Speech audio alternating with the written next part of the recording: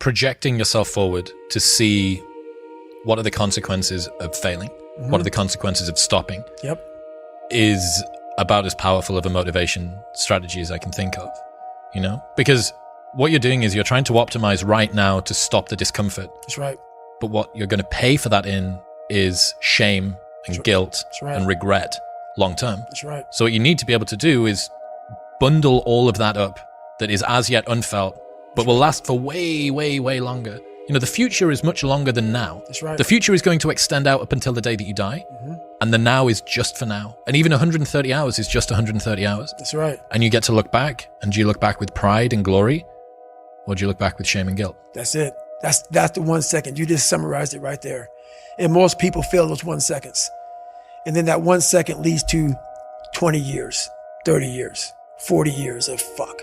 I have people who have been through training with me, Ranger School, SEAL training, Air Force training, and I get calls from them today, and they have great lives. And all they talk about is how they failed in that one moment. And they can't even enjoy their life now because they're now warm. They're now warm. There's no more suffering. There's no more suffering for me either. And we're in the same boat now. But you're suffering, so we're not suffering, but you're thinking about what you could have been. I am exactly what I should have been. And that's where people start to lose it. Because now I realize that in that 1 second. I go through all that. I know how it's going to feel because I failed so many times before. Failure is the ultimate thing, man. I failed so many times before. That's why I don't look at failure anymore as failure. I look at it as my first, second, and third attempt. So that's what that's all about, man. Well, I mean, you went back to go and do Moab again a second time. That's right. Which is your second attempt. That's right. Had you banged your knee up? It was pretty bad in between the first and the second one. It was pretty bad way before either one of them. Yeah. Yeah. It's been jacked up now for about 20 years. I've seen some gnarly photos of it recently. It looks interesting. Yeah. So all those miles I've run on this thing, it's been a lot of it's been a lot of gut checks. So you go back, you do Moab a second time. Yep. And then you turn your ass into like a hamburger or something as well. So it's not just the knee, it's the ass as well now. Yeah. So at mile 201, we have a good video of it. Matter of fact, Jennifer is like, there's some people up there. So so 201 is a spot where I was really finished in the first Moab. So that was a waymarker, checkpoint for you the second time. So Jennifer is extremely happy right now because I'm there. Yes. And she knows I'm doing well now. I'm doing good. We're going to get through this. And so she's videoing me as I'm coming up this climb on this road. And she goes, there's some people up here who want to meet you. You're doing so amazing. And I said, my ass is fucked up. You need to get the fucking Desitin cream.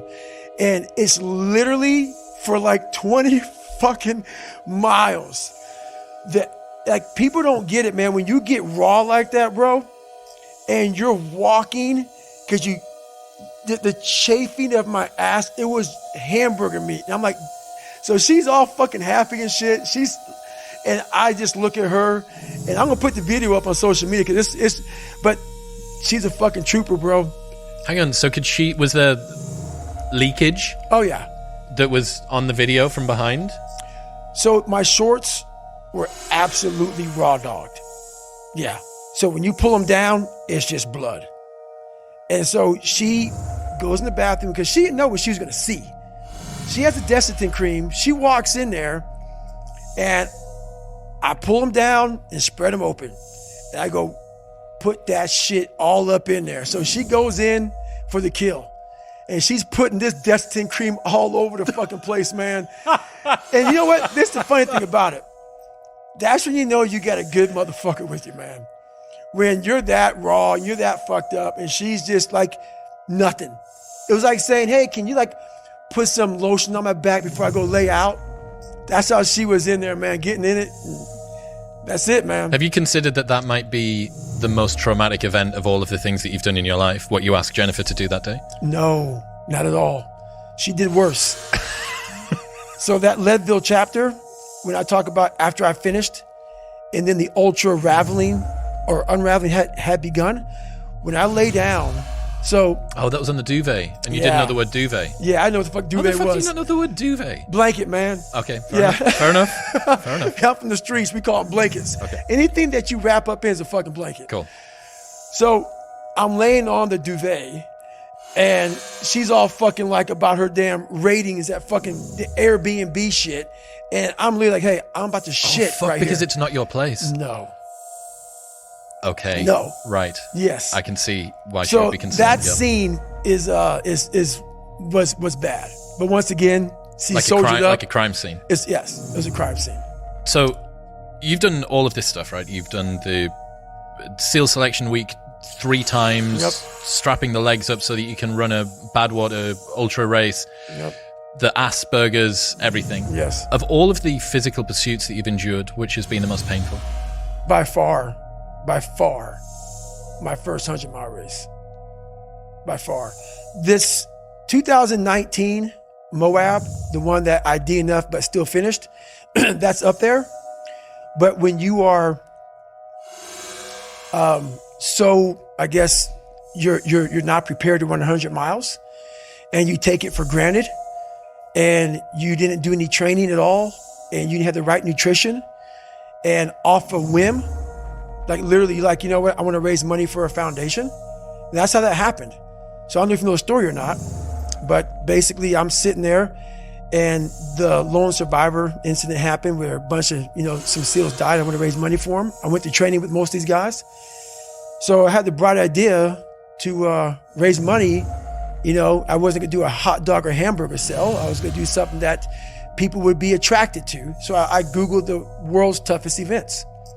And what comes up is this race called the Badwater 135. And it's a 135-mile race through Death Valley in the summertime. Now, I had no idea about ultra running. I didn't know what the fuck ultra running was. But when I saw 135 miles, I automatically assumed it was a stage race where you ran like maybe 10, 15 miles, bed down, and you got up the next morning and did it. So when I called the race director up, Chris Kosman, I'm like, hey, I would like to do this race to raise money for a foundation. He goes, have you ever run 100 miles? And I was like in a week, or like what are you talking about? He goes, no, like in 24 hours, because that's what you got to do to qualify. And I was like, is that even possible? Like, I didn't know. So anyway, he goes, no, you can't get in my race unless you qualify. And I call him up on a Wednesday, and that Saturday, and I was a bodybuilder at the time. I did cardio 20 minutes a week on the elliptical trainer every Sunday.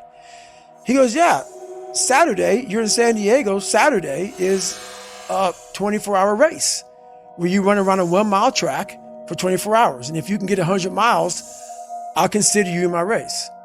So I'll go sign up for this race. And the first 70 miles, I'm doing pretty good. And then I hadn't sat down. I hadn't gone to the bathroom. I was drinking Mildplex and Ritz crackers. I was, eating Ritz crackers. So, elite nutrition. Yeah, elite, high quality nutrition. So what happens when you're that ignorant and you go out to do this race and you sit down in the chair, your body's done. So I'm sitting there, and when you sit down for the first time in over 12 hours, your body's now going through some metamorphosis. Like, go fucking home, go to a doctor, get some help. But I'm sitting there, and I have this urge to go to the bathroom. And there's a porta potty for me, that fucking wall, but I can't get up because my blood pressure's all messed up from my great nutrition that I was on. And so I can't stand up. So I look at my ex-wife, and I literally say, I'm going to shit on myself right now. So I sit there, and I'm shitting up my back, and I'm peeing blood down my leg. And I have 30 miles to go. And I end up finding a way to get through that 30 miles. And when I got done with that race, it's the worst pain I can't even describe the pain of that last 30 miles to anybody. No one, it's very hard. Whole body? Whole body. So when it ended, I'm literally dizzy going up my stairs to get to my house. I have my arms wrapped around her, going up the stairs, and every flight of stairs, I have to lay down because I can't stay upright for too long or I'm gonna pass out. So I finally get in the house, and when I get in the house, I'm once again on the floor. I'm in the kitchen on the floor, just laying there. I finally make it to the bathroom, into the tub. I get rolled in the tub, and she puts the water on me. I'm just laying there with the water coming on me. And what I pee out looks like Coca-Cola. And I'm laying there in the worst pain of my entire life. I'm shaking, I'm jacked up. And all I could think about was, I can't believe what I just done. Because when you get to 70 miles of a race and you felt the way I did, to me, it was humanly impossible to even think about going 30 more miles in that shape. And once you do it, what came over me when that shower hit me, and the reality hit that I just went 101 miles. And that last 31 miles was something that I can't even describe to people. And she's like, we gotta get you to the hospital. So at the time, my mom was seeing this doctor, and he was like, so she's describing to my mom what I'm going through. He's like, you gotta get in the hospital now. And I just said, just shut up and let me enjoy this pain. I don't want anything to numb it. I don't want anything right now. Because what I had done was in my mind, and people will take this wrong and take it as wrong as you want to, I don't really care. I had just climbed a mental wall that was amazing. And I didn't want anybody to take that pain away from me at that point, because that was all confirmation. It seems like, I've heard you tell that story a number of times. Mm-hmm. Amazing. Did that set the tone or the rhythm for what you wanted to try and achieve and feel again? Each time you're pushing further, there's more difficulty. I never wanted to feel it again. But what it did was it showed me what is possible. And that's what set the new stage for me. That's when I realized, oh man, I've really been underachieving my entire life. I'm not saying that you have to go to that place, because that place is a dangerous, dangerous place that... Borderline rhabdo, heart arrhythmia. Oh, it wasn't borderline rhabdo. It was all that. Yeah. But you don't want to go there. But it taught me what is possible. So from that 19-hour lesson, one of the biggest lessons I had in my life, it taught me like, okay, I got it, check. Tell me about this mixtape of hate that you've made.